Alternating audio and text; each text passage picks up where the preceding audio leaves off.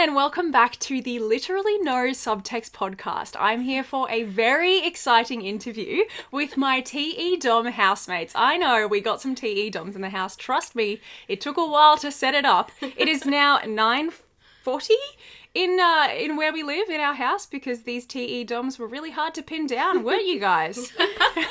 We managed to make it. Yeah, you did. Sorry. Thank you so much.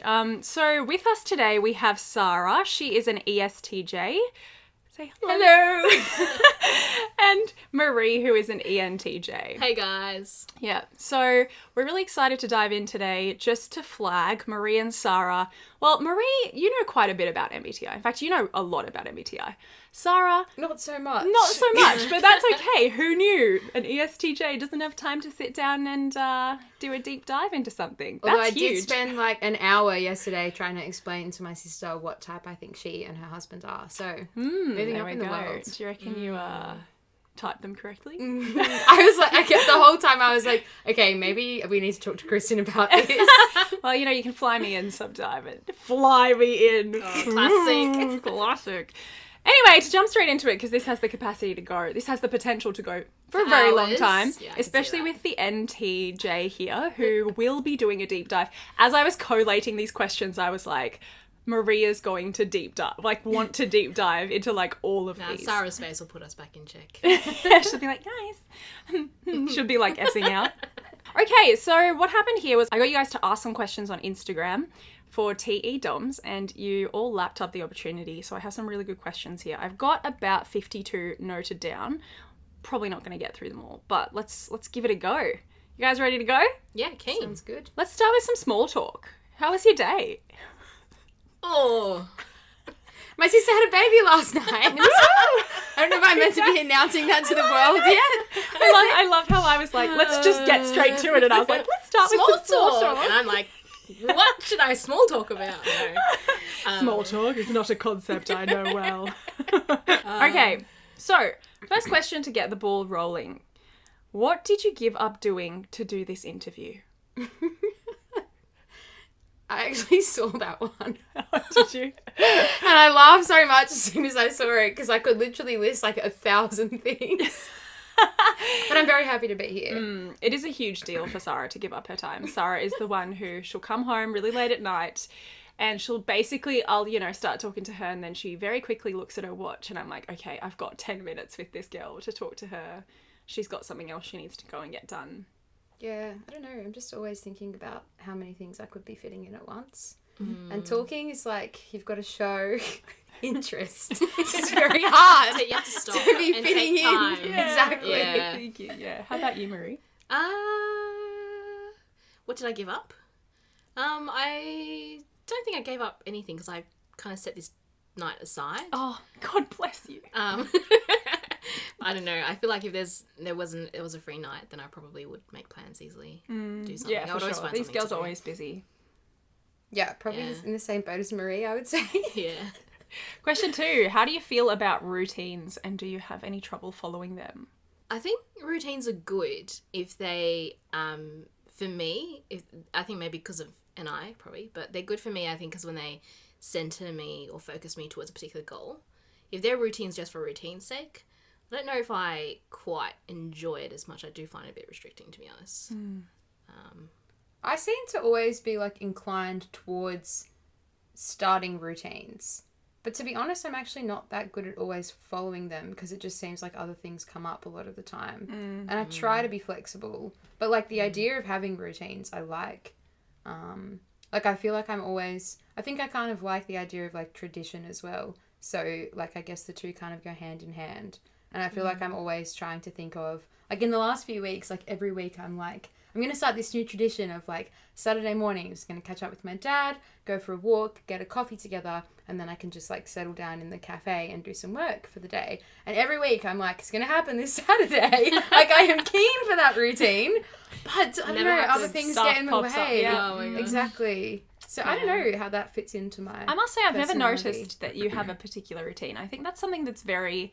People in the MBTI community assume that SJs always love routine. I must say I've never really noticed that you have a very specific routine. But of the two of you, Marie is the one who definitely doesn't have a routine. Yes. Every day of hers looks completely different. So true. It's chaos. Forget the J bit. It's chaos. Are you having FOMO, Fliss? we've got the ESFP in the back where she belongs. This ESFP doesn't belong in the back though, that's for sure. No, she belongs front and center. The truth We all comes know out, it. ladies and gentlemen. Yeah, Fliss chose to be in the back, ladies and gentlemen, just letting you know. I did give her the option. Love you, Fliss. Okay, next question. Have people called you hard-headed? Or something, or some other synonym of that? Yes. I remember dating somebody and on the first date, he said to me, like, do people often tell you that you're stubborn? I was like, well, this isn't going anywhere. I'm pretty sure that's exactly how it came out. Yeah. That's pretty funny. I didn't respond That is very really well. funny. I mean, look, understandably. I think, yeah. I I'm first saying these things out loud. Does not sound good. when you said hard-headed, I immediately thought of tough. I don't know. But anyways, yeah. definitely stubborn. I think stubbornness is a trait of mine, but I don't think people would you're notice both- it on the first date. I think it comes out later. It does come out later with you. I Oh my think it's goodness. like you have to get to know me, Yeah, and then I was friends it's with you like- for years before I noticed that about you. Yeah. Yeah. Well, you're both choleric in your temperaments as well. Yeah. So that probably has something to do with it.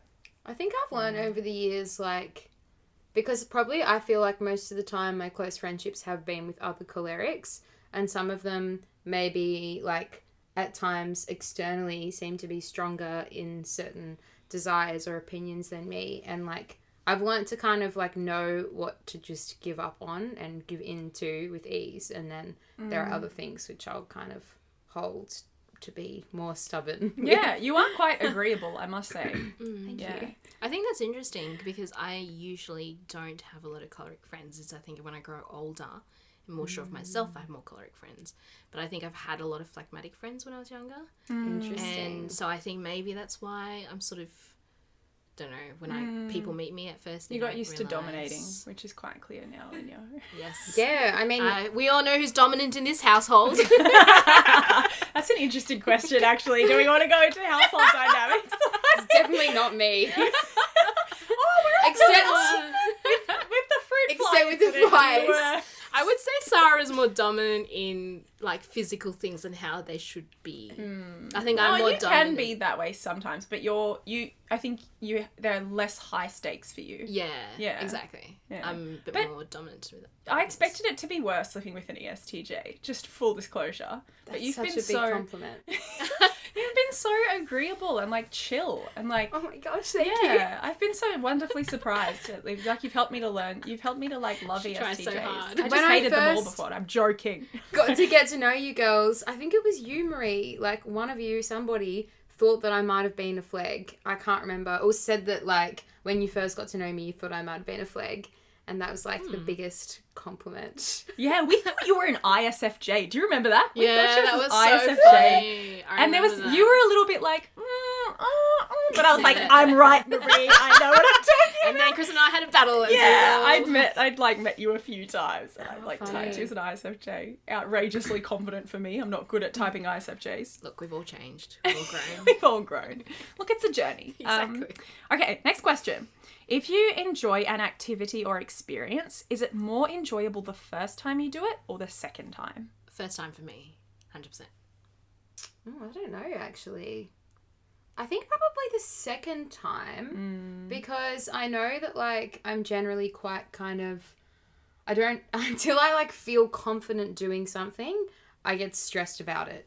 So if it's, like, something new that requires a skill or something like that, then I probably like the anxiety of trying to figure it out the first time, maybe like weighs down a little bit until I know what I'm doing and I know what I'm in for, then I can enjoy it a bit more. Definitely A SISE. classic SESI. Like, SE just loves the thrill of the first time of playing with something. Yeah, I get SI bored needs if to, I do it yeah, again, I'm the same. so- SI needs to be store it away in its familiar framework to make it Yeah. comfortable before it Enjoyable. can enjoy it. Yeah. Interesting. And even like I think about with traveling and stuff, like, because I've traveled a fair bit and like love doing that, but I always am just like thinking about places I want to revisit. Like, it's always things I want to go back to, because it's like I feel like you can get so much more out of it once you have that familiarity.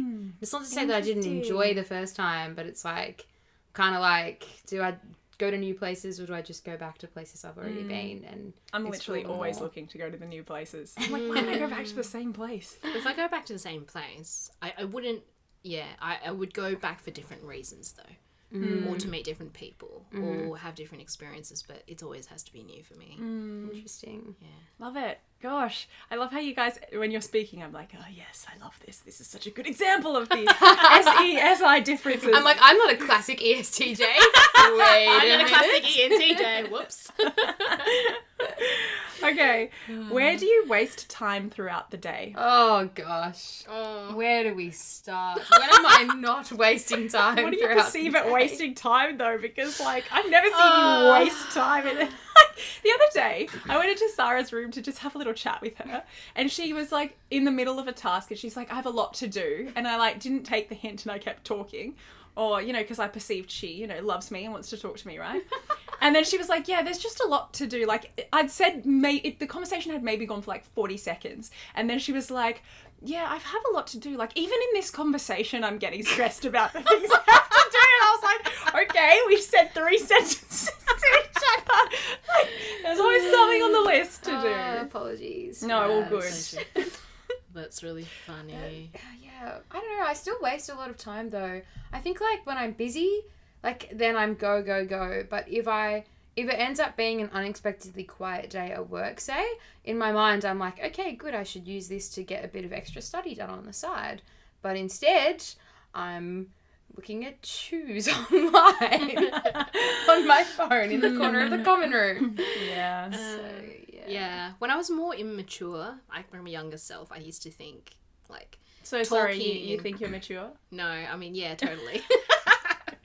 Just wanted to clarify. Go on. No, when I was young, yes. In my youth. In my youth. No, I used to think like, spending time talking in the corridor about feelings and stuff actually was like wasting time. I used to just have my mind on things. But now I think I think the priority, for me, maybe it's the NI again that is dominant. Like, I understand a priority is like, you spend quality time to bond, to heal, to grow, that kind of thing. So that to me is a goal. And so then it's not wasting time in that sort of sense. And I can then go, actually, this is valuable. So 100%. I think that's something that could be a difference between the NI and, So what is wasting time to you? I think wasting time is... Well, it depends. Like, it's about prioritizing goals. And if goals aren't met, like, I mean, if I'm at work and someone wants to chat for 3 hours about, like, the latest footy jersey that they got or something, and I'm like, I need to get this done, to me, that's wasting time. How would you talk for 3 hours about a footy jersey? Well... You're like, that's happened to me. Happened to me recently. Let's say I probably encourage it sometimes, unfortunately. Yeah. So. Yeah, on that though, I guess like just moving into this house, I've not really like lived in a house where like there was a lot of care to kind of build community in the household and that sort of thing like there is here. So I definitely I guess I agree with what you're saying about it's become a goal for you to be like there for another person in conversation and that sort of thing. And I definitely feel like that in this house. But outside of that, like I think about how many times at work I'm on the computer trying to do something and someone just sort of starts like meaningless conversation with me and I'm like I just will make it clear that I'm not here for that I'm just not interested, because it's like I've got stuff to do and I don't have time to talk about like what you're having for lunch. Not an ounce of Effie to be found in this house. Let me assure you. Right, Fliss? She's gone. She's gone. She lost interest. She lost her Effie. No, she's like, this is... I heard when you guys were talking about wasting time and I was like, shit, I've got something to go. That's right, T. Next question. What fundamentally drives you? And principles, theories, meanings of things. I was like, Shoes. money. Joking. Joking. The ESTJ is definitely the more honest one. Oh, goodness. Oh, You're that's like, such a vague, abstract answer. Principles. yeah, you would perceive that as vague and abstract. I'm like, yep, makes sense. Okay, interesting. I'm trying to figure out how to answer this question. What motivates you on a day-to-day basis? Finishing work on time. I don't know. Like, what would you On a say for that, day-to-day? Kristen? What drives me on a day-to-day? The Yeah. desire to make people feel loved, the desire to be a good example of love, wanting to be a better person every step of the way. Do you think Seeking about all truth. these things on a day-to-day basis? Yeah, absolutely. Wow, that's wholesome. I use FI as my auxiliary function, as my second function, so it consumes my mind and my world. Yeah. Uh-huh. I think you'll be more prone to fitting into a certain just rhythm of being. That's your SI dominant, perhaps. That's driving your TE. Yeah, I guess so. Like you get up, you go to work, you know, you don't think much about it, you just do it. Yes, Yeah, true. That is me, actually. And I don't think it's necessarily like you have a specific, oh, hello, I have a new motivation for today. Da da da, you know, I'm going to get up and work kind of thing. It just seems so subpar. But yeah, that's right. I remember having a conversation with someone once and they were just like what occupies your mind? Like, what do you think about during the day on a day-to-day basis? And I was like, I don't know, I feel like I just don't have time to think about things on a day-to-day basis. That's so funny. But like, I guess it makes sense what you say is that I'm kind of more caught up in doing things that I don't really spend a lot of time thinking. But the other thing is, I guess, yeah, I kind of feel like I do get a bit caught up in a busy lifestyle at times. Like, I miss when I lived in Adelaide and had a bit more time on my hands. I feel like if there were less social plans, and so I had so much more time just to like go to a cafe by myself and sit there and read a book, and that would stimulate some thinking, I suppose. Do you miss that? I do at the moment, because I feel like I just haven't done that for ages. But at the same time, life just feels so hectic right now that it's kind of like hard to see how I could fit that in. How do you feel about that? Very stressed. There's so many like INFs in the audience right now whose minds have been blown by the idea that you were like, what? I haven't thought about these Yes, things. well, the person I was having this conversation with was an INF, so... Makes sense. Yeah. There you go. Would you rather delegate and have people do stuff for you, or do it yourself so that you know it's going to be done perfectly your way? That is the easiest question for me to answer so far. Resonates so strongly. I've definitely noticed this year, because like my role at work has changed a little bit, and I've gone from being the person doing like all the menial tasks at the bottom to being more of an overseer. And like, I always did feel like I was pretty efficient when I had that role previously. So like, I've noticed this year me just even wanting to try and get some of those jobs done myself, because I worry that like, if I leave it to other people, it'll take too long, or we'll never actually get what we need to get done When within you the naturally day. do the latter. Exactly. Yeah. Now that I've heard that, I really appreciate you trusting me as part of the fly extermination team. I'm going to pretend it's not actually that you were trusting Marie. I was gonna just her say. sidekick. Well, this is actually why I was so insistent on getting a pest control, because They know how to do it properly. Either of us, let's be real. well, because I had already tried, because there was that day that I came home, I cleaned everything in the kitchen, and I sprayed like there was no tomorrow. I swept up all those flies, and it didn't work. They all came back, and I was like, if I've already tried and it didn't work, I Then don't no think one else anyone can do it better, except the extermination guy. Pretty much.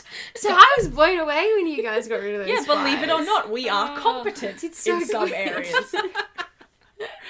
I mean, Marie, yes, she was the brains behind everything. Yeah. But I was a great sidekick, and I Yeah. provided entertainment I've I come to provide love you moral both support. so much more after. Like, who would have thought the flies have been a blessing to this household? Yes, Bring back the flies, Yeah, I say. Is there do a something lot. about flies to make an SJ love us?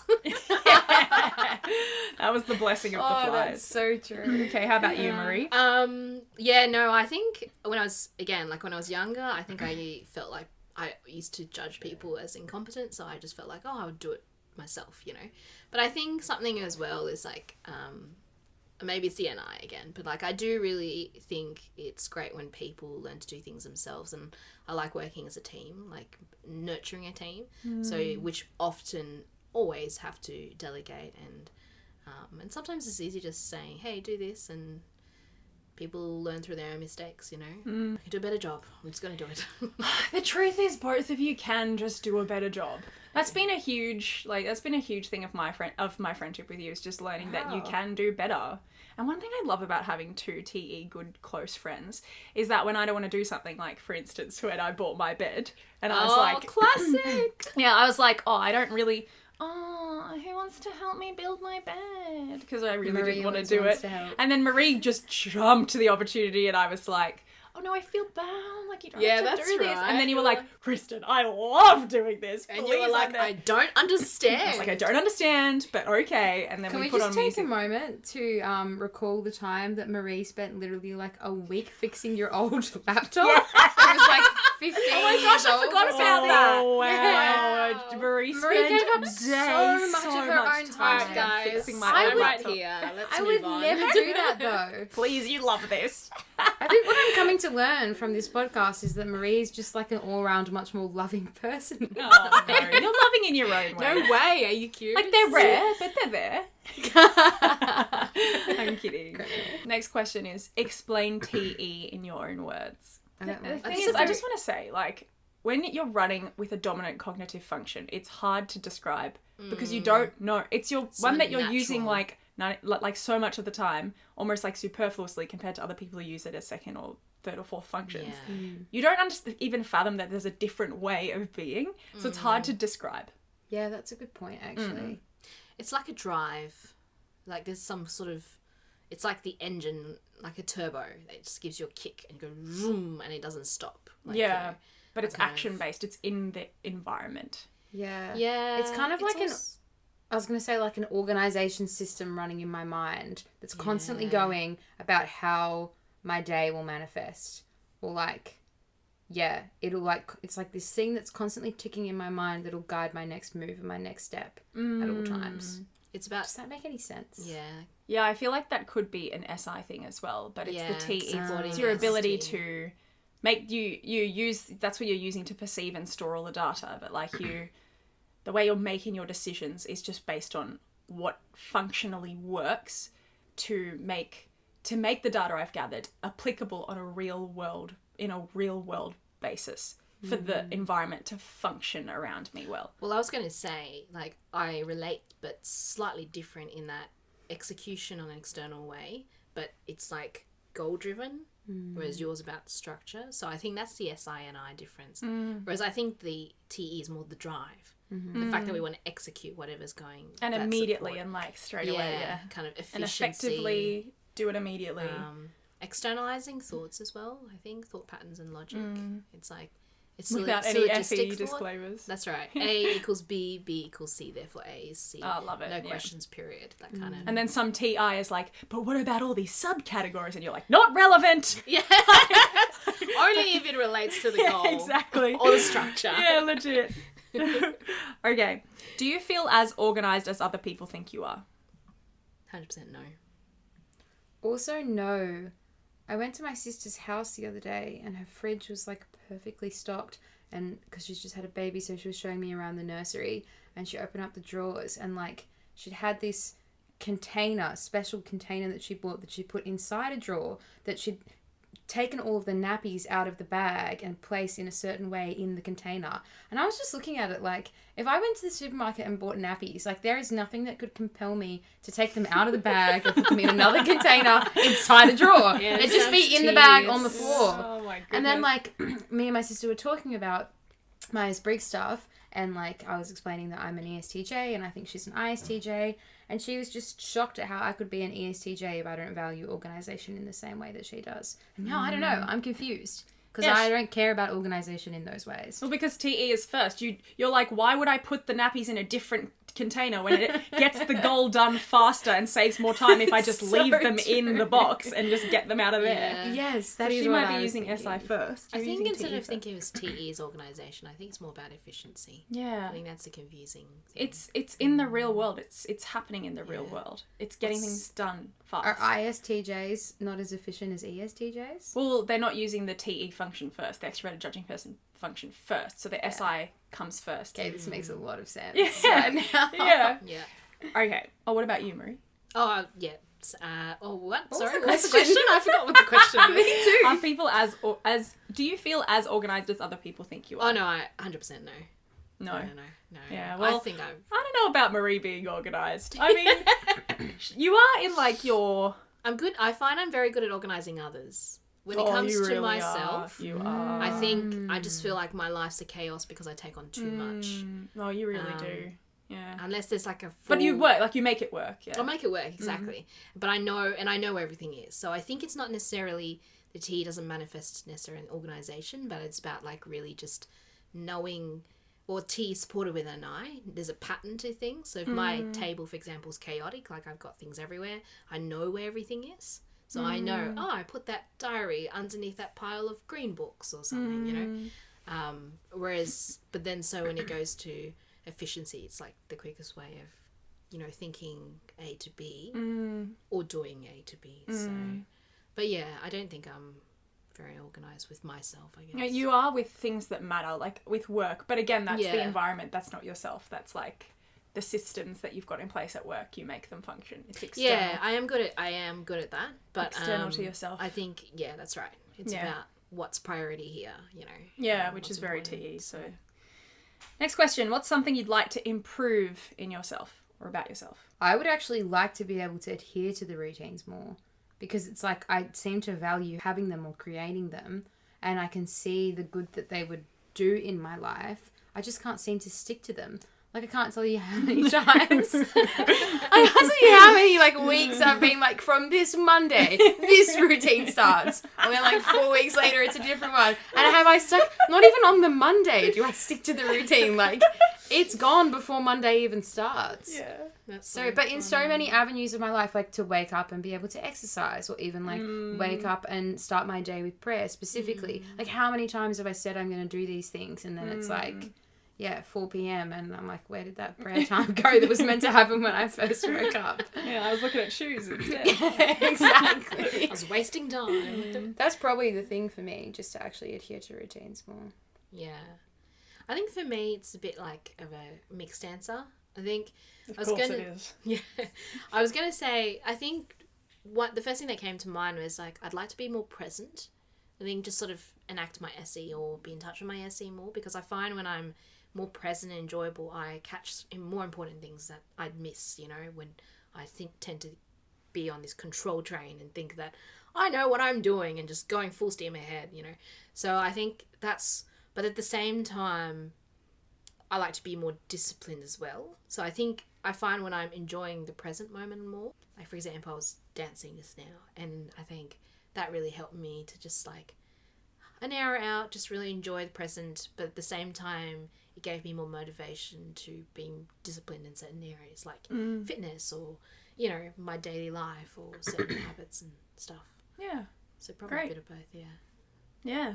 Love it. Love how quick you come up with answers. I feel like if there was Marie a TI... comes up with really good answers. No, it's very complex answers all the time. It's never simple. That's for sure. When something gets messed up at work or things don't go according to plan, how does that affect you? We all just looked at Sarah. Yeah, we did. That was fun. Neat. Um, I was going to say it was both. I was like, I'm going to be nice. It's so funny. my work can get quite stressful. Like, often it does get quite chaotic and things aren't going to plan. I am pretty good. Like, I usually do really try and tell myself, like, at the end of the day, I can only do what I can do, sort of thing. Because honestly, like, if you don't have that mindset, you will lose it. And like, it is stressful because, you know, I work in a hospital, things are chaotic, there's a lot of pressure on you, and you feel the pressure of like other people, like patients deteriorating, you feel that pressure on you sometimes. But like, that's really catastrophic if you can't remind yourself that you can actually only do what you can do. And if things are failing, it's not because you're failing, but it's like failure of the system. Yeah. So I try and console myself with that a lot. But that being said, I definitely still let the pressure get to me at times. And like, I've had to go back and apologize to people at work later because I feel like I've sort of lost my cool. Not that I've gotten angry, but it's like I've showed that I haven't been able to be as in control, or maybe I've said something in a way that like I'm a bit cold towards them because I'm frustrated, sort of thing. So I definitely have, like, I can lose my cool at times as well. Yeah. Good on you for doing that introspection and being so honest and like being like, yeah, it's okay that, you know, things go wrong sometime. That's fine. Lol at me with the FI jumping in like, good on you for doing this. Yeah, so encouraging. Can you read the question again? Sorry. Yeah. Attention to detail. Where is it? When something gets messed up at work or things don't go according to plan, how does that affect you? Yeah. I think when things don't go according to plan, I think I'm used to it. That sounds really condescending, but what I'm going to say is I always see things not go to plan, if that makes sense. Yeah, you foresee them. Yeah, and so I think it's not like I'm comfortable ever in anything. I think I'd like to be 2 or 3 steps ahead, so prepare. But if I'm not, what I usually do is I take like a moment to just recollect and go, okay, we can't do anything now. What's the best thing to do in the moment? Problem solve. And I get a bit of a kick out of problem solving in the moment too as well, because it's exciting and new as well. But I'm kind of fortunate in my current work because my boss is actually an ENTJ. Oh, how good. We had an incident the other weekend where I didn't have enough time to print out a certain number of documents and whatnot, which he needed for the weekend. And he was sending me messages during the weekends like, are these documents ready? And he called me and I sort of had a little bit of a freak out moment, and I was like, and then he's like, that's okay, just give me a call when you've found a solution. I'll give you a couple of minutes, and put the phone down. And I was like, whew, good. And I immediately knew that he understood the way I process things because he's an ENTJ.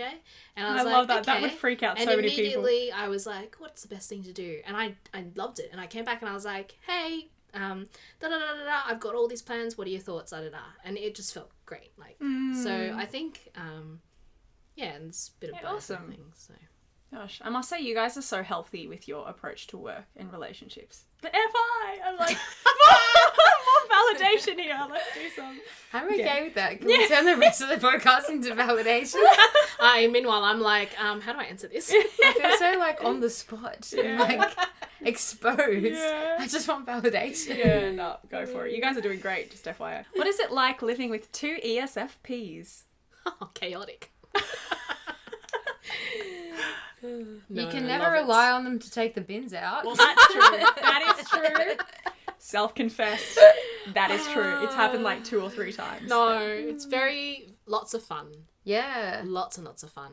Like, I've known you for the longest and lived with you for the longest. So, like, and you guys are so different that sometimes it's even hard to fathom that you're both ESFPs. I think you guys are well, for me at least, you guys are very good at bringing me in the present moment. Mm-hmm. And I think I really value that because then that just really like sets the mood sometimes. You're also good at picking moods up. I remember there was one night where like we'd had a plan to invite someone over and someone pulled out, and then there was one person left and we were like, oh, let's still have them over.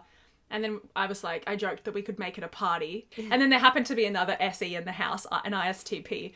And he was like, yeah, why don't you just have a party? And this is the night of. Oh, that's right. And then we 2 ESFPs were like, why don't we just make it a party? And so the TEs were like, oh, this, how we make it happen. But then as soon as they were on board, they're like, let's do it, let's make it happen. And we got a party together in 4 hours. We ended up with 50 people plus at our house. And it was one of the best parties. parties. It was such a good apparently. party. Yeah, so good. Yeah, it was very funny. I was struggling to join that party because I was like, I have to study. But But after a few people arrived, I'd put the books away and then I was like out Did for you the whole even get the night. books out in the first place? Sarah was like, no, seriously, guys, I'm not joining the party. I have to study. And I was saying to everyone, like, she will join the party, I bet. And lo and behold. Lo and behold, Yeah, she as joined. soon as it said someone came in, I recall, I was like, okay, it's a party. Yeah. Too much noise outside. Can't miss. I've enjoyed having another pee in the house for sure. It's been nice walking around and seeing a mess somewhere and being like, oh, that wasn't me. I can actually say that there's someone else who probably did that. I think you guys have, because SE is your dominant function, but you don't have functions that is different. Well, for me at least, you don't have functions that are different from me. So when you get excited about something or inspire me to be present about something, it's a train that I can actually follow and be drawn in with. And that's why it picks me up really quickly. So with the whole party thing, you guys were like, who cares? Let's have a party. Whereas Sarah and I were thinking about all the logistics and what could go wrong, and we didn't have enough time to plan, and all of this. I was like, let go of the plan. It doesn't have to be this perfect party. Exactly. Just have people come over And all around we the fire. needed to do was like, okay, or for me at least, to do was like, okay, some things need to click in place, and then I started picking up the train, and it just went Yeah, boom, and it was boom, such boom, a good boom. party. Yeah. Yeah, you're good at joining the moment. I feel like Marie laughs with us, Sarah laughs at us. Oh, when am I laughing at you? Like just how much of an idiot I am a lot of the time. Ah, true. Nail on the head. Yeah, love it. But back onto living with an ESFP, I feel like, I don't know if this is specifically an ESFP thing. I think it would be. But, like, I've just noticed that you are always up for a chat and, like, ready to unpack anything and everything. Absolutely. Well, that's true. Especially because I work from home. I'm like, people have arrived. Be with me. But, like, you're always there ready to be supportive or just to, like, be an ear. But also quite often to be supportive. Like, you love to support and, like, empower other people. Yeah. And, yeah, I mean, I guess it's just kind of, like, helped me to learn a lot and shown me, like, some good ways to try and be more compassionate. So that's been one nice thing. Cute, Sarah, cute. Love you. Love you too. Where's your compliment, Marie? Later. I wouldn't deign to give a compliment on a podcast. No, not on a podcast where people can hear me being nice. Not at all. And that, ladies and gentlemen, is the quintessential NTJ. Oh, classic. Okay, next question. Is being TE just a scapegoat for running away from your feelings? Regards, a concerned ENFJ. Ah, possibly. I thought about that a lot, actually. Like, I remember, I feel like you and I, Kristen, were both sort of going through, like, some stuff, having a bit of a rough time. Oh yeah, end of last year. At the end of last year. Yep, we absolutely were. But I remember, like, you were really focused on letting yourself feel the feelings, processing, dealing with all of that, and, like, yeah, just sitting with what was going on. Whereas I was like, making plans. okay, today I'm going to this new cafe. Tomorrow I'm going to that cafe. Like, today I'm doing my Christmas shopping. I'm going to buy presents for this person, this person, this person. I'm just like there, like tear-stained face. And I remember you being like to me, like, how are you so okay, Sarah? Like, you're going through stuff too. Like, how are you out doing all this stuff? Right. Like, you really wanted to be out doing stuff too. And in my head, I was just like, am I missing something? Like, is this bad? Should I be feeling more? Like, I was feeling things, but I did genuinely ask myself multiple times, like, am I just suppressing? Like, am I stopping myself from doing the processing that I need to do? So I don't know. I mean, like, I have sort of concluded that obviously we just go about things in different ways to an extent, but it has made me think, like, It's a really, really good example of the different orders of the functions. Like my FI hits immediate, my feeling function hits immediately. Yours takes a while to update, and that's Yeah. fine. Doesn't mean you handled it poorer than I did. Here we are. We're both, you know, nailing Alive. life. You're like alive. I'm like nailing life. We also just fist bumped. we did fist bump, guys. It was cute. Do you want a fist bump too, Marie? No, thank you. I'm happy. I would not deign to fist bump on a podcast where people can hear me. Okay, well, let's do take 3, guys. No, I was going to say, following on from that, I think, like, Sarah and I have talked actually about this quite a bit, and I don't think it's like, we don't, I think, intentionally avoid our feelings, so I think we don't use TE, like I think scapegoat kind of maybe kind of assumes that we probably go, oh, this is a reason not to feel. I think we're just not so much in touch with it. And I think when we do feel, it does very much kind of exhaust, or at least for me, exhausts me and overwhelms you. And like when I'm feeling, I think a lot of my thinking functions and the way I naturally operate kind of switches off. Yes. And so then what happens is I don't really find that I could do the things I'm natural at doing. And so therefore if I'm not doing things, the goals for the day, for example, then I feel like my day hasn't been properly completed. So there's a sense of satisfaction, I think, with just being in a TE mode. Maybe perhaps like you being in an FI mode if you never felt, for example, that sort of thing. Yeah, gosh. So I think so I think what then happens is that we then don't access our feelings as much or as easily. And if we do, we need to take time out for a week or something, you know, because it's just very overwhelming. Can I just say, like, Marie was such an MVP at the end of last year when Sarah and I were both, you know, going through the rough stuff. And I every day went into Marie's room and wanted to unpack my feelings. And like, you were so loving and you were so kind and you just let me talk it out. You validated my feelings every time, and then after you validated them, you got to like the more logical stuff, and then I was able to like listen to you. But it was like every day for like a month, and I know that must have been so hard for you, but you were just like there for me. I don't think I find it easier actually to help the feelings of others. Again, maybe it's because of the NI goal driven. It's like, I want to be there to, you know, it's I want that person to be a better version of that person. So they have to go through their feeling process. Yeah. Kind of like they have to go through their doing process. But I think for me, feeling my feelings is another story. And I think also the other thing as well is with a TE dominant FI bottom, I think it's the same as you as well. Probably correct me if I'm wrong, but like I feel like we have to be in a really safe place to then allow ourselves to. Oh yeah, for sure. Yeah. Or maybe that's more me. It's definitely the case with you. I don't know. Maybe not you. Okay. I was literally just sitting here thinking, I was like, I thought we were in the same. But no, this is so deep. I'm not good at analysing all of these things. I thought we had a great conversation in Mudgee once upon a time. No, we did. I think I just lost you somewhere there. Yeah, went to NI. It was too NI for Sarah. And then I could feel the question to me coming. And I'm like, crap, what are we talking about? I just like summed up all our conversations. Legit!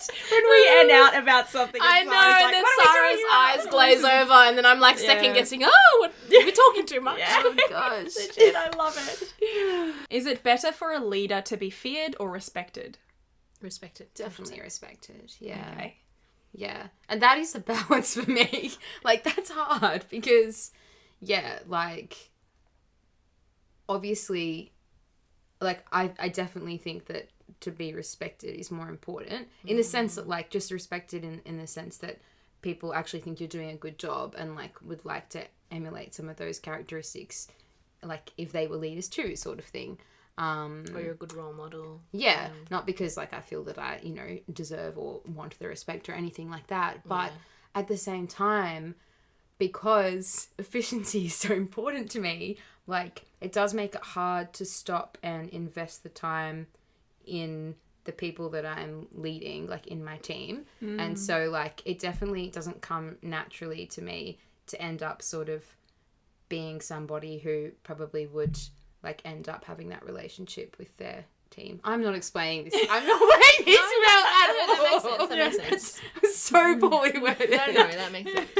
That's interesting. I think for me, again, maybe goes back to the priorities, you know, but like and maybe it's the SE versus SI, but I enjoy being a leader of certain things, and then I like to lead in such a way that I can trust the team to take it on when I leave, if that makes sense. And so maybe that's the whole SE, or like a new experience, leading in something new, you know. Yeah. That's what I don't know. So I think with that obviously comes like respect and setting, like, I don't want to be the only leader, if that makes sense. I want to like try and nurture other leaders, potential leaders for the future. Yeah, definitely. So, which is a reason for why respect would make sense. Yeah, makes sense, but I mean, I wouldn't have expected any of you to answer feared. What would it take to make you do nothing for 15 minutes? Have you ever done nothing in your life? Does thinking count as... Nah. Yeah, Just that would kill you. absolutely Are you nothing? kidding me if thinking counted? But why Like, would what? anybody do nothing? You would then do nothing for 5 hours at a time. Exactly. Like, I was if going to say thinking that's no counted. problem.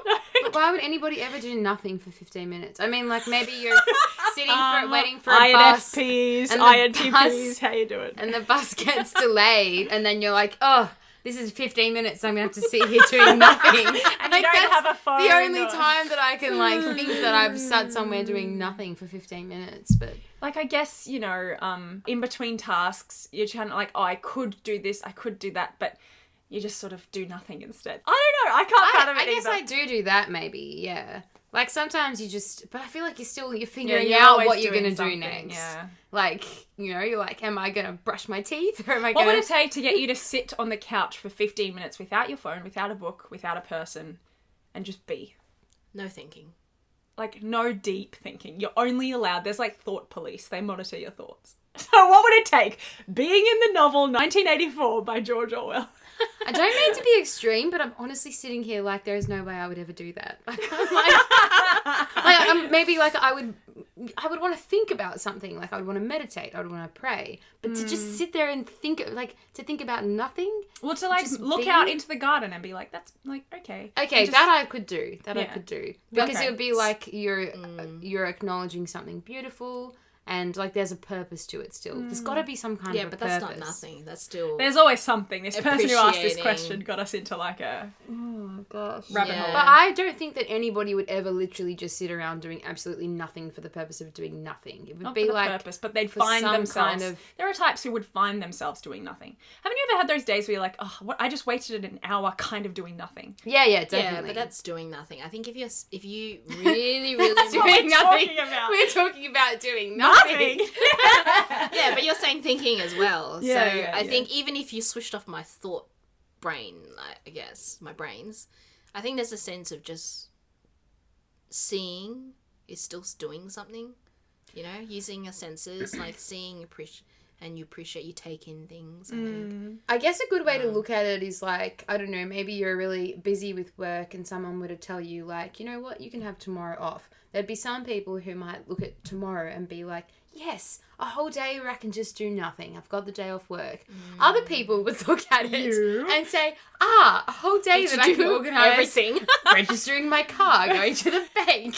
Like, You, that's vacuuming so my you. car, paying all the fines Yeah. that are overdue. Listeners of all the housemates, Sarah is the one who is home the least. So yeah, I would never want to do you nothing say? because there's always so many other Agreed. things that need to be done. And knowing that I have like extra space or time in my life, I would be excited because it would be time where I could do things, Yeah. not do nothing. Oh, I'm the same. I'm very much the same. I wonder if this Yeah. is a TE thing.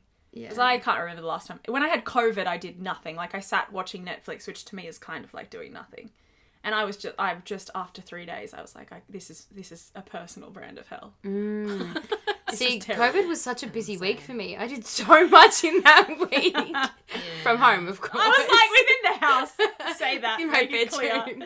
Yeah, you But- did a lot when you had COVID. Yeah. So you're doing, I came out into the room, you had papers everywhere, you were like printing. Yes, I did do some printing.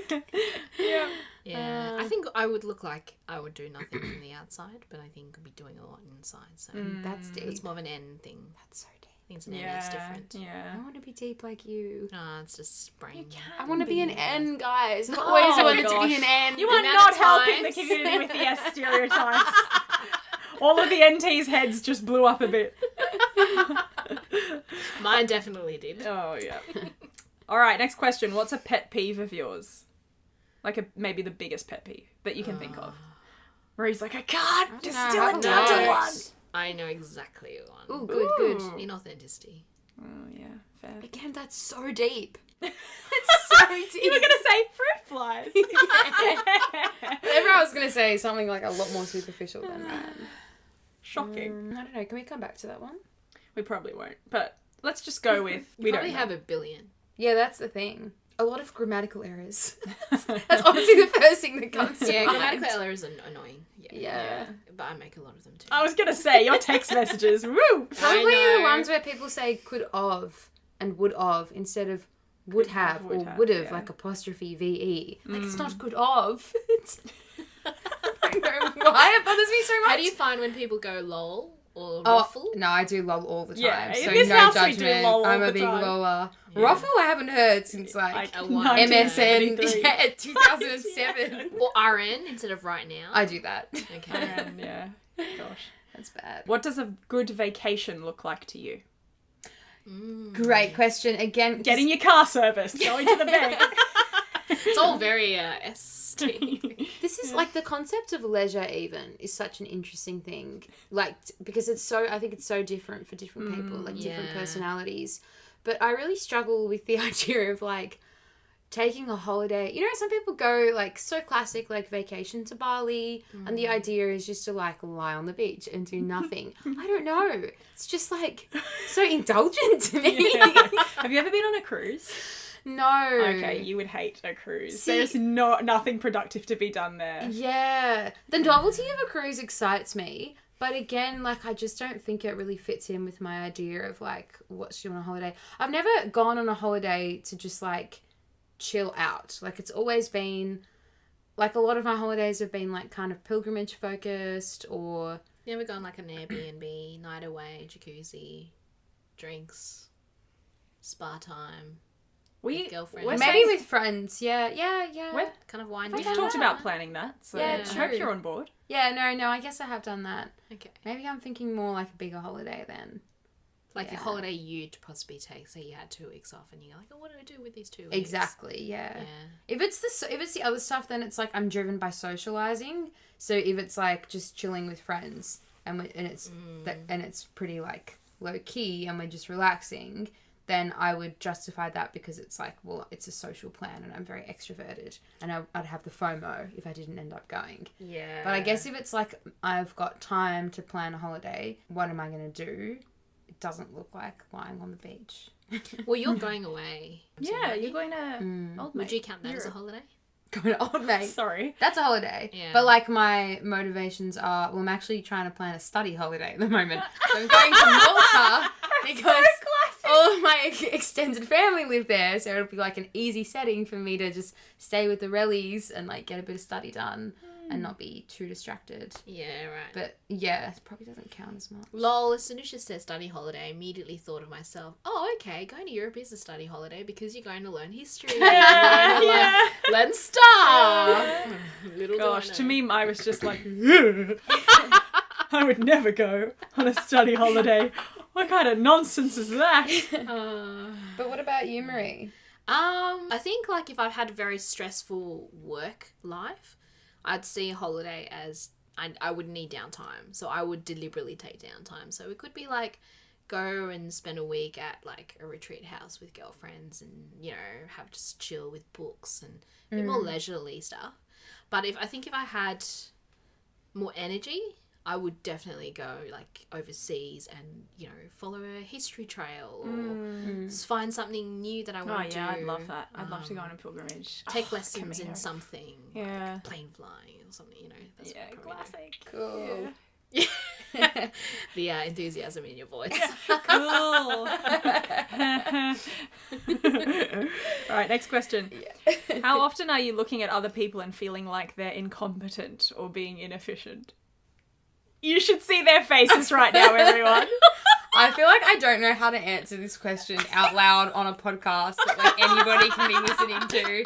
It'll get too specific and Too harsh? yeah. I've seen Sarah just like there'll be a few times where I'm doing I've found some weird EP way to do something in the kitchen that's a bit, you know, countercultural. Or Really? a bit, you know, out of the blue. I've kind of just improvised with whatever I've been given. And then I'm just chatting and then I'll look over at Sarah and she's just eyeing me.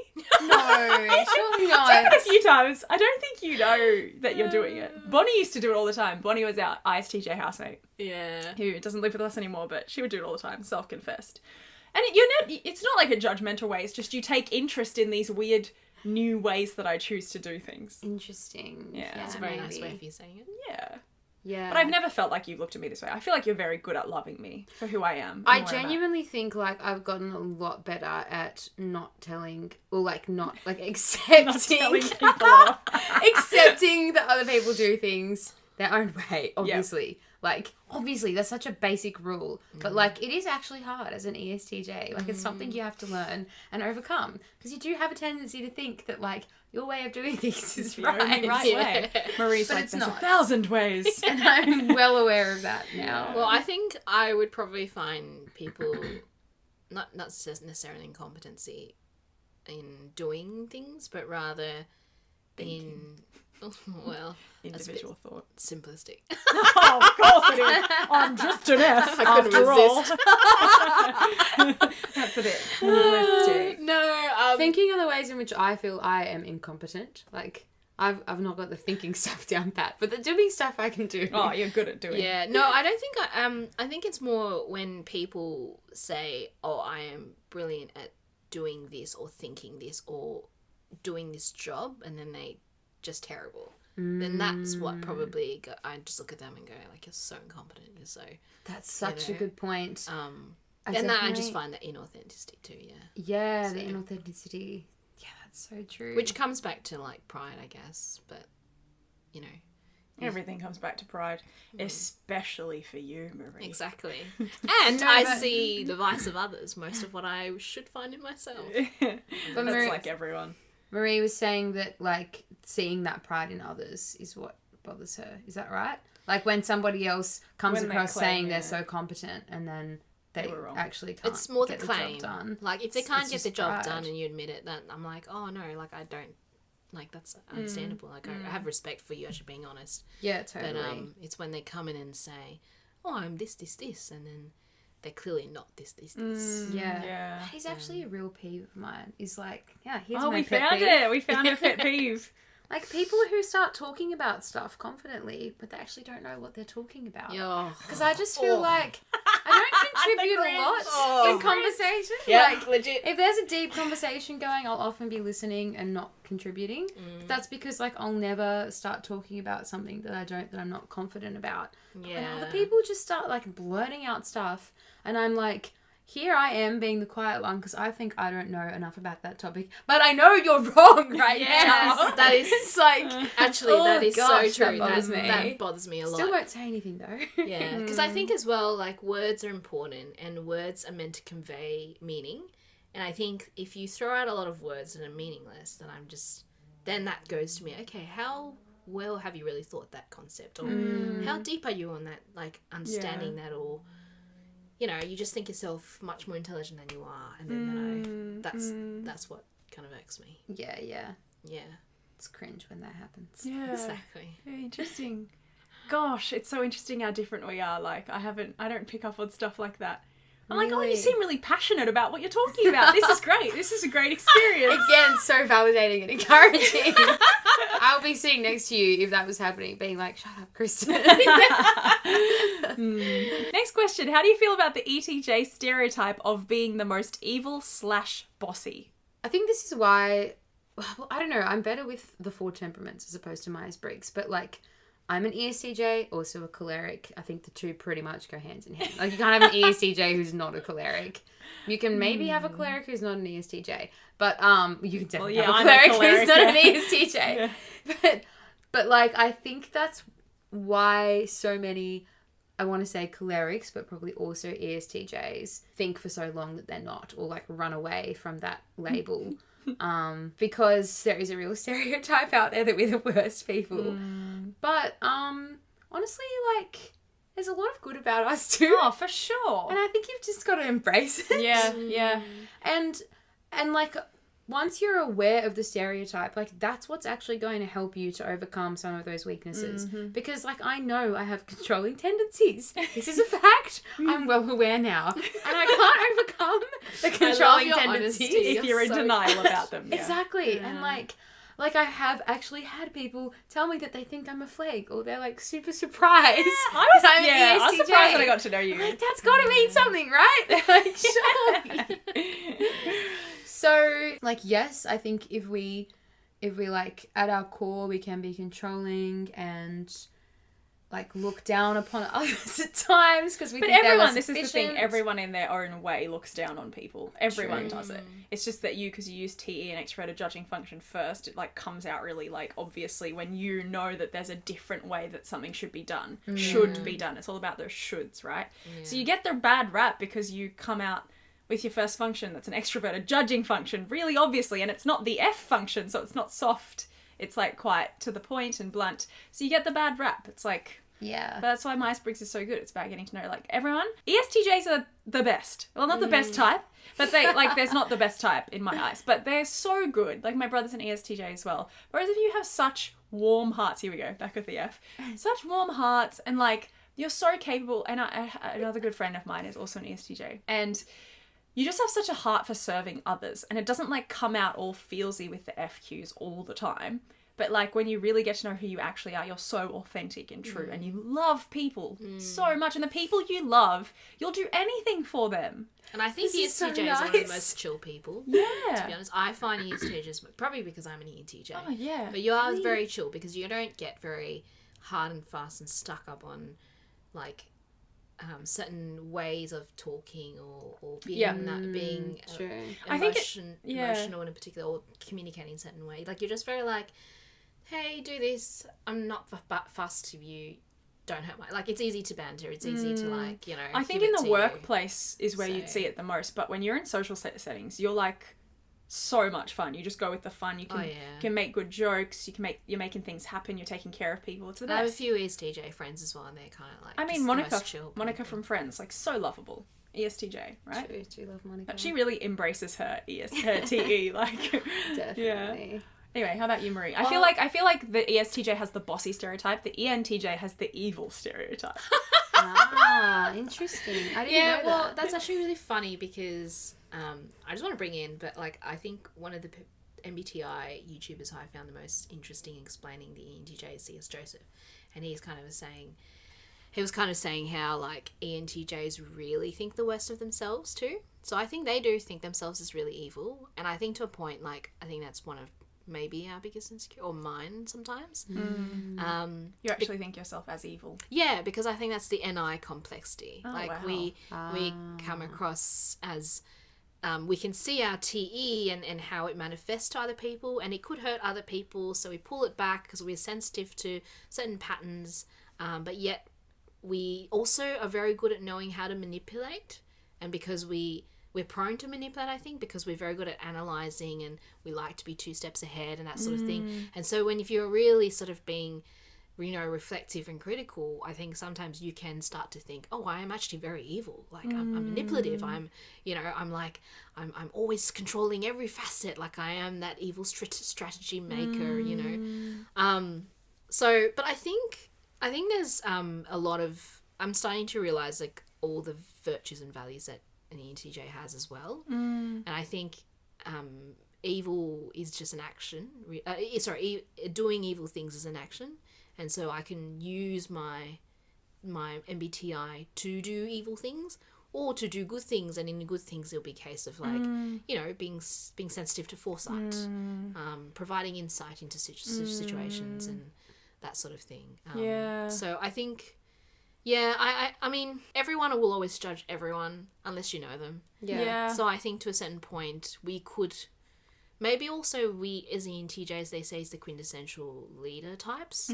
So if they are the ones that, like maybe the more extroverted types, an ESFP for sure, an entertainer, the spotlight's shone on them. So when the spotlight's shone on them, there's always more to critique of them too in certain points.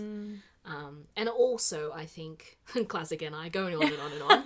But Sarah's iced out. eyes glazed over. No, I'm listening. No. But I think also with the ENTJ is... You lost it! I lost it! This happens all the time. Oh, goodness. Oh my 'cause I gosh, was when you fidgety. break the NI pattern and I forget it. What was I saying? The dive. When you're evil is an action. MBTI helps. Oh, helps insight. I've lost it, guys. I need to Come back to it. I feel like What was the ENTJs. last thing I said? I completely forgotten. Yeah, we'll see. I think I distracted everyone because I moved, and then Kristen gave me a look, I smiled at and you. I was like, "I'm being really fidgety, and you can probably hear this." I feel like ENTJs, and I've thought this sometimes because I know quite a few. I feel like it's its own cross. It's its own very particular cross to be an ENTJ because I remember you can see things, you can see big picture ideas. You're also so like every ENTJ I know is so competent and so good at so many things. Has all these talents and all of these different visions that they can and cannot, could or could not chase, and then it can sometimes cause them to be stifled or to be stagnant, and then they have to chase, well, which vision do I chase? There's so many, but I'm competent at all of them. Which one do I do? I feel like if there were a pearly gates situation, it'd be like lighting up at the pearly gates, after death in heaven, and like St. Peter's at the gates, and it's like, okay, yep, this regular line here, ENTJ handicap line over here, yep, they got a specifically hard personality to work with, so they get in before everyone else. I was going to say ENTJs are not simple. No. They're not simple. Oh, no. INFJs though, Yeah. like surely they get their own line. Comments. Don't be regular. Oh my goodness, well, everyone can get their own line then. Like, Oh, yeah, that's true. That's very Yeah, true. I think gosh. lots of N's would probably get a lot because of their world's internal. their own line. But I was going to say, going back, Their heresy. Like, It was your concept. gosh, no, I know. You started it. Just to confirm, this was a joke. We don't believe in lining up those lines in heaven. no, Kristen really believes in life. Oh, yeah. No, come on. I'd be I at the front of the line, guys. No, obviously, I'm joking. but She'll be sometime entertaining I'm like- others all along the line. Yeah. But I was going to go back and I was going to say, I think another thing as well is that ENTJs struggle revealing what they really think to others, what they really process, and so what they externalize to others, is not necessarily what's going on internally. So they're a little bit more of a closed book, I guess, perhaps, and there's a lot of layers. Like you have to peel the onion to sort of get to know an ENTJ's Yeah, for way sure. of thinking. So I think that's why someone who look at an ENTJ from afar and don't really know them, I think they can really come across. It's very easy to judge an ENTJ, I think. So If you've judged an ENTJ you've just met, I'm just going to go ahead and say it plainly. You're just wrong. You don't know them. well, you Stop could be thinking you know right. them. You could be right, but just get to know them. Yeah, It's actually same as so everyone. true. Yeah. Because, So- like, even just with Marie, like, I think of, like, the first sort of impressions I had of you from, like, my brief encounters with you. And now, like, it's like you're a completely different person. That's what from a lot that. of people say. Now that I actually know you. A I think lot of if people's- there was a spectrum of like what you see is what you get versus like you really have to dive deep to see who this person really is.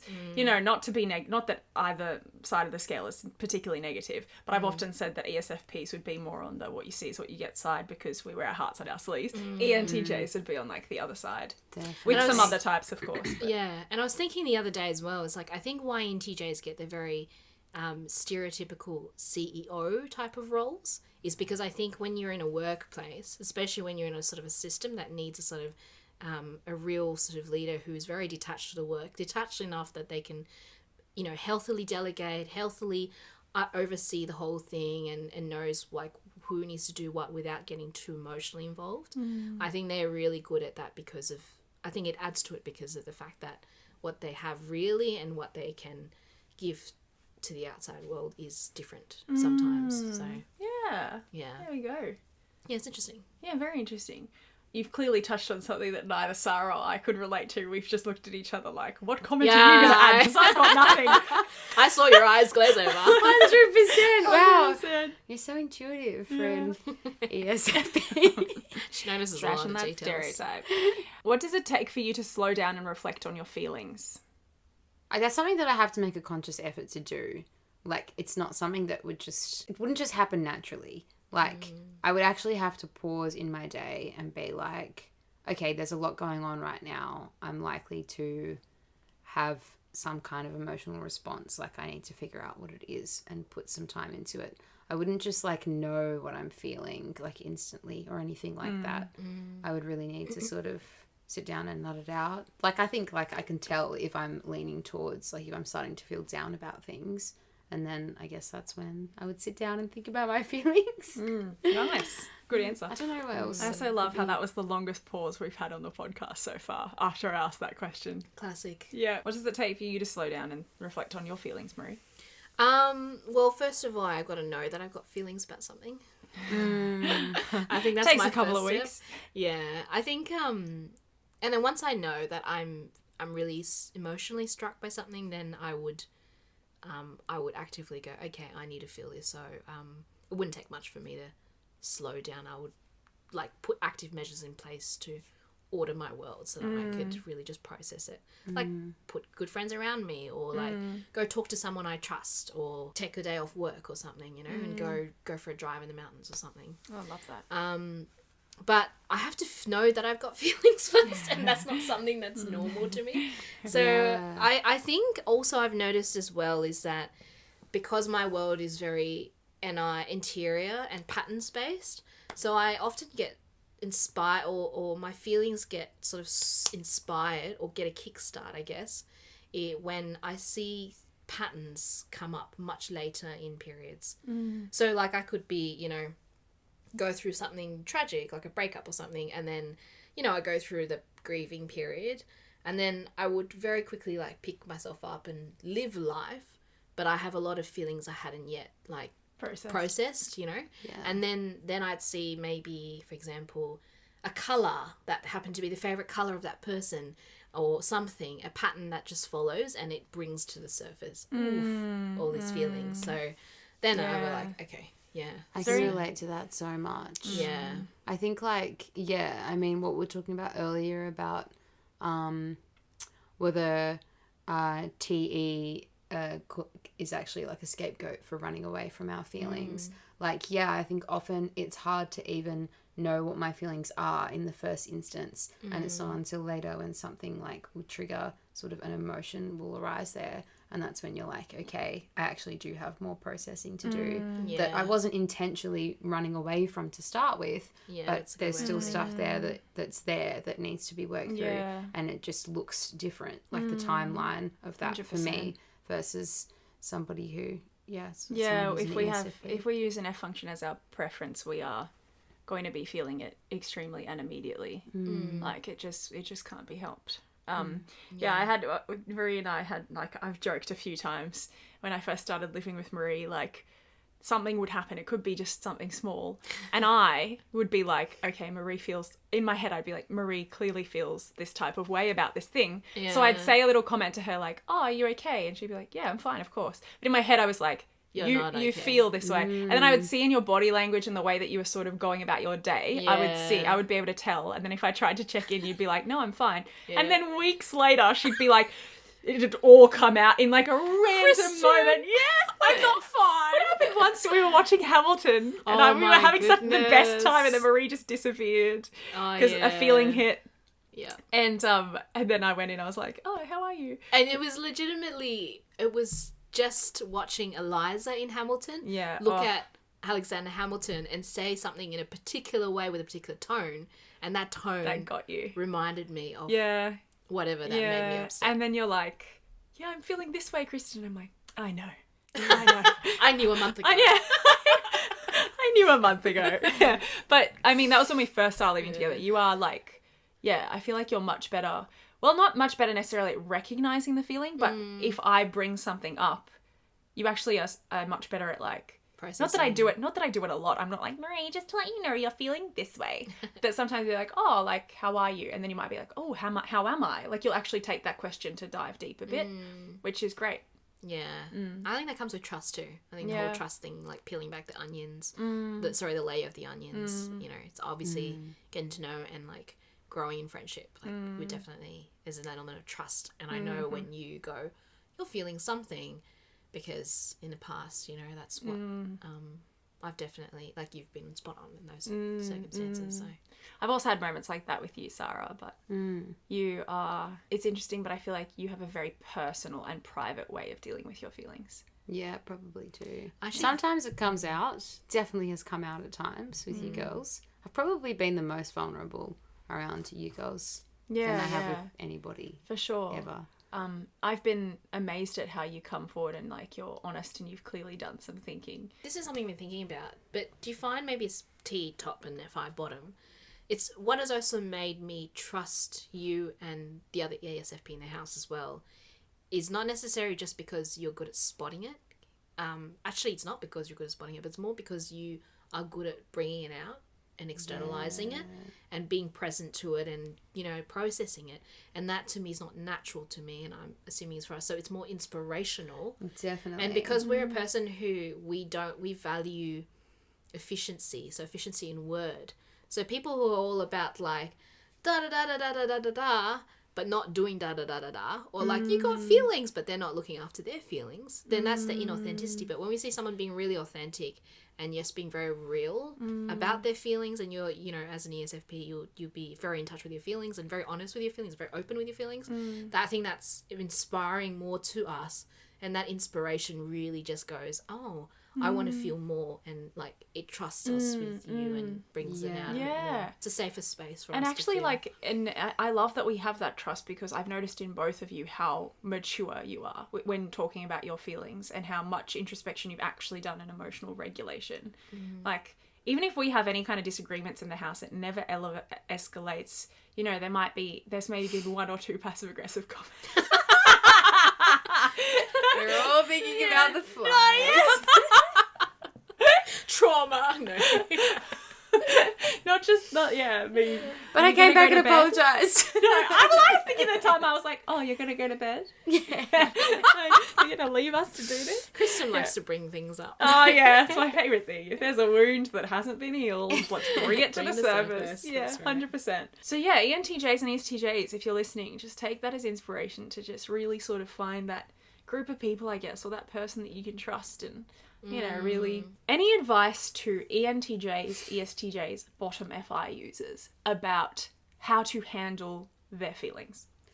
I often feel like I get to a point where I'm like, I know I'm overwhelmed, like I know there's something going on, like I know I'm not in the best frame of mind, but I don't, like it's really hard to kind of pinpoint what's going on or where to start. And for me, I always find like when I'm like that, I just need to go somewhere quiet and write. And it's like, sometimes I'll set aside like hours just to figure out how I'm feeling, but I need to do that because it doesn't come naturally to me. Like I don't know how I'm feeling otherwise. Or it might even be like days of just sort of mulling things over, which is very disruptive to my busy lifestyle. And then it's kind of like, once I think I know how I'm feeling, I would often even feel still like uncertain and want validation from somebody trustworthy, like, you know, sort of gone to speak with a therapist in the past, or like a priest for spiritual guidance and that sort of thing, or obviously like your girls, friends that you trust. But I think, yeah, it's probably a good way to start is like writing. Yeah, that's really good advice. When you do go to someone like your friends or a psychologist or a priest, what is it that do you need someone to sort of validate that you know, how you're feeling is logically sound, or how you're feeling is the right perception of the situation? What is it you're looking for? Validation foremost? Yeah, probably more logically sound. And yeah, like I guess I don't want to waste time getting caught up in like feelings that aren't going to help me.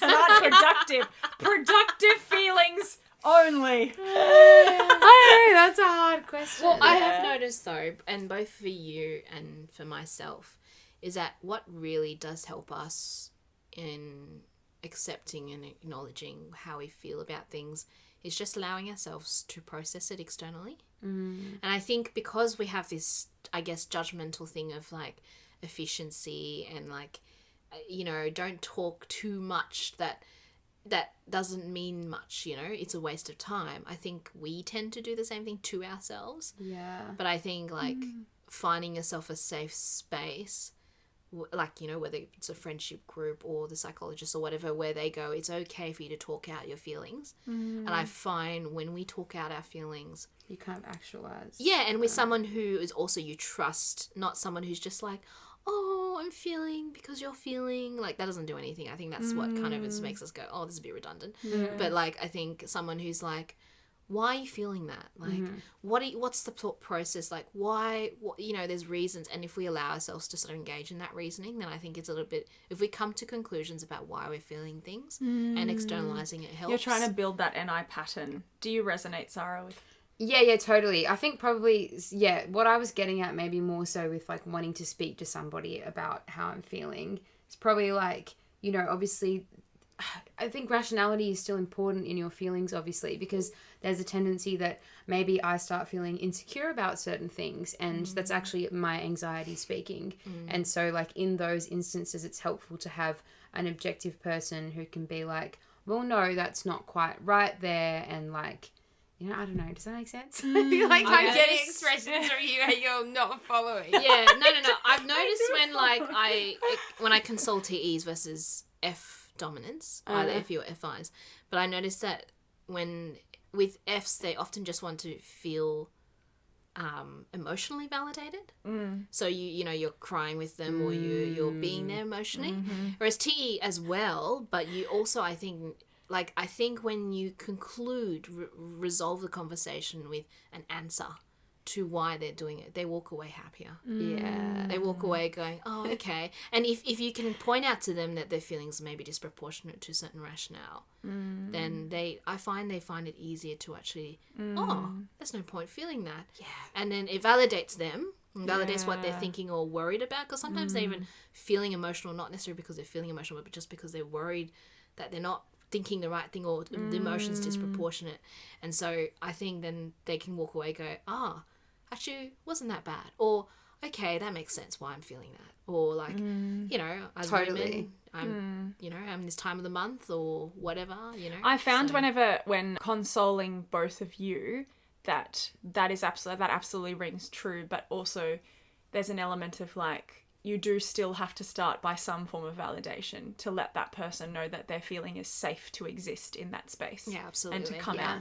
But you guys absolutely go, like, I've noticed with you, if I start to talk logically and like explain how it's rational for you to feel this way and where this could go or couldn't go, whatever the situation is, you pep up really quickly and you can get out of your feelings much quicker than like an FI dom. You get out of them very quickly. Yeah, that makes a lot of sense. Absolutely. And on the flip side, I would say I would quite struggle when I can see that somebody's feelings are irrational. I find it hard to validate them. And that's definitely something that I know I need to work on more. And if it's something really, really deep, like say a loved member in your family died, no words are necessary. So it's just being there. Yeah, just physically being there. Oh, look, we've turned this into validating people's feelings. This is exactly where I wanted to go with this. They had feelings the whole time. Whoops, I forgot the podcast is led by an FI dominant. Oh gosh, yep, led you there with my SE. Okay, well, we'll probably wrap up soon. One more question. Do you see yourself in Kristen's depictions of your personalities in my skits? Do you find them accurate or exaggerated? Look, I'm not going to lie. I find them pretty exaggerated. But an ESTJ is easy to exaggerate. Yeah. Like, a lot of the time, I can always pick the ESTJ. I can always, like, I'm not very good at picking the different personalities in your videos, but I can always pick the ESTJ. Well, it's quite easy, because I'm, like, looking at the camera like this, and I'm like, I'm bossy. But I'm always like, I would never do that. Yeah. That's how I console myself, actually. Yeah, 100%. I know Marie, like, has said so many times, like, you're missing so much nuance. And I'm like, I'm sorry, I have to go by stereotype. But I like to think with some of the scripts that I've meditated on more and actually tried to portray the nuance, then it's, like, more accurate. But those ones that it's like, bam, type, they're always just stereotypical. Otherwise you can't. There's no comedic value or differentiation between the types, unfortunately. Yeah, I do like where your skits have a storyline. I think you can always portray a little bit more of sort of character nuance, difference, nuance. Use the word nuance again. I love it. Yeah, I was legitimately thinking, the first thing that came to my head was like, yes, exaggerated. But then the second thing that came to my head was like, no, simplistic. Yes! I love that. So. it's funny because I've actually, especially with you, Marie, like the interaction skits, I've actually taken direct dialogues you and I have had and put them in there. I've acted out exact things that Marie has said sometimes. funny. I love it. I love living with TE Doms. Have you done that with me? I think I got confirmation about some things, like through the eyes of the ESTJ when I did that one. Oh, I haven't seen that one. I thought of you and I actually ran some of the things by you and we discussed it a bit and I got some ideas. Yeah. Cute. I also got, actually, my ESTJ brother helped me with that whole script as well. So. But we love Kristen skits. Oh, yeah. Oh, absolutely. And everyone should watch As them. in, oh, yeah, you guys are like two of my biggest supporters for sure. Like, not, oh, yeah, we do love my skits. I do want to ask this last one. This is second bonus question. How do you find living with each other and being around each other? Like, opinions of the fellow TE. Good. Really good. Very good. Yeah. Very, like, freeing. Very, it makes me relax more. Yeah, I feel like I think you've said this about me before, Marie, and I just felt exactly the same about you, is that I feel like I'm the furthest from ever having to tread on eggshells around your feelings. Yeah. Not that I feel like I'm treading on eggshells around other people's feelings at all. Yeah. But I've just been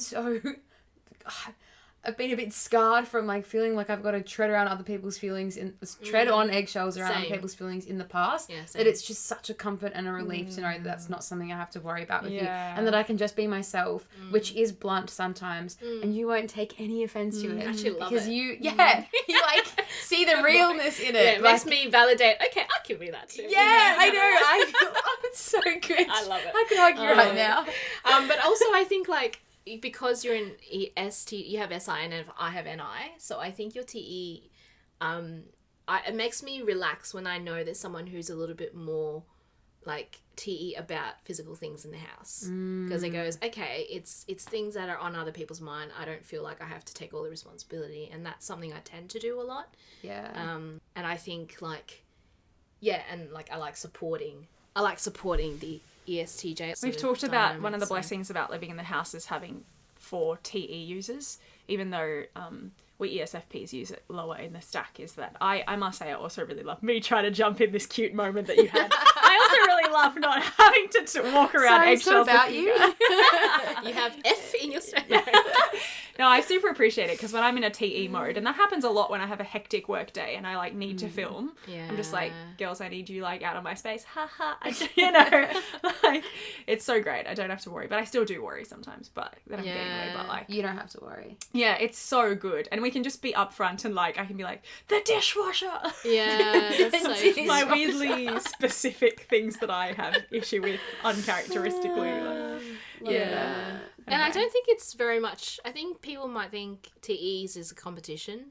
I think like it's very, it's actually refreshing but also really insightful when you live with other TEs, because I think I've lived in a house with a lot of FEs before and love FEs, beautiful people, but I think I sort of catered myself to sort of live like an FE or to learn to communicate with, you know, like an FE, and I think at times then that means I held a lot of myself back when it would probably been better for me to just sort of have it on display, and then when I have it on display I can look at it and go, oh, whoa, I am not that great at this, or I am not that great at this, and then I would go and fix them. So I think having like, it's such a novelty like living with other TEs when like we're all bland together, but our banter is also very fun and uplifting. We make fun of, we've done it in this podcast, we've said some pretty brutal things to each other in this episode. That's right.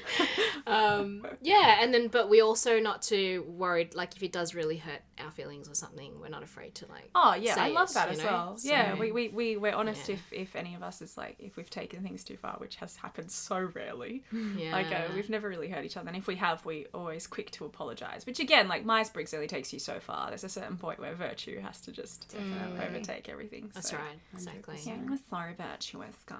And they said I had pride. Marie just did a hair flick. Yeah. Well, I'm glad that you guys have discussed this. I'm glad I asked that question because I think some of the questions were like, how do they live with each other? It's like, no, like these women Quite pleasantly. Yeah, you love each other and it's beautiful. And I think, sorry, No. classic NI. I've just finished it with I think it's the T. Take it away, Marie. So I was Alright, guys, we're ending I now. have a bedtime. Literally, I could read you. Go on. I think T is about efficiency. Oh my gosh, I was going to say before, but I was waiting for it to come up again.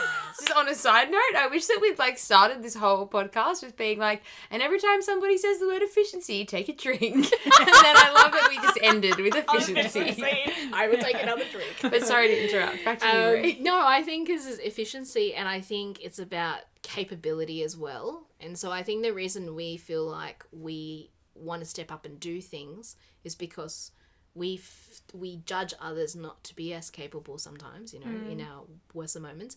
But I think like having other TEs in the house, knowing that their priorities is about capability, it kind of makes, well, for me, it makes it more relaxing. Yeah, that's But true. I would say, yeah. Yeah. I think I would feel, especially when stuff like the fly infestation comes up in our house, or like things like we'll be moving house soon, like these sorts of things. If I didn't have another like TE user in the house with me, again, it's like what you were saying before. I feel like I'd be stressed about how are we actually as a household going to get this stuff done. Like it's 4 girls moving house into a 3-bedroom house. There's a lot of logistics that we've got to sort through. Yeah. We're all busy. Yeah. So it's like knowing that I can rely on you. If someone has 50,000 books. Yeah, Marie has 50,000 books, just if that wasn't clear. I remember one time we organised a party. This was another party, and I wasn't able to contribute to organising it. And these girls were both literally, just because I was going through something, I needed to go to the chapel and pray. And you guys were just both like, well, Marie was like, just because you went home, not because you weren't also agreeing with this. Marie was like, just go pray, you need that, and don't worry, we'll take care of it. And I was able to leave and be like, they actually mean that. They actually love setting up parties. Yeah. And then I came back like an hour later and you'd put up fairy lights, you'd like redone the furniture, you'd made it so great. Yeah, decorating. And I remember Amazing. Kristen all week kept on being like, there's a lot of preparation, guys. Like, Yeah. I don't know if we're up to it. And I was Marie and I like, were both like, what are you no, talking about? Like, no. it'll be fine. Yeah, we've got this. We're good at this. And that for me, for the move that's coming up, we're moving house in 2 weeks, I'm like so much more chill because I'm like, these girls, not only are they going to help me, but like they get energy from this kind of thing. Well, we also get energy from each other being on top of it. It's great. Yeah. I'm excited. It should be fun. And I'll provide the tunes and the banter and the jokes. Exactly. That's what I'm good for. Maybe the only thing. Jokes. And your pretty face. Oh, thank you. I have to compliment at least once. Yeah, in each gosh, podcast. it's true. I'm going to record that and put it as my ringtone. Record, yeah, it's recorded. Holy moly. I hope Recorded not. forever. Anyway, okay, guys, it is 11 p.m. This was long. You guys both said to me at the beginning, like, oh, we're so tired. And as like probably a means of like, in case you didn't like chirp up. And I was like, please, you're absolutely going to chirp up and be energized in this podcast. You did well. I'm so glad that I got to have you on. We're probably going to do another episode at some point because we enjoyed this. How was this for you girls? Yeah, great. Fun. Yeah. It was It's enjoyable. introspective too. Yeah, certain points. which you love, right? Sarah was sitting down for probably too long. So Sarah was she's like, I need itching to to go. get up I've and been do like something. fidgeting so much. I know, I've noticed. I literally have been thinking I should have given her like a ball of some description to like play with. Like, or like silly putties. Why didn't you think about that? I should have. Anyway, okay.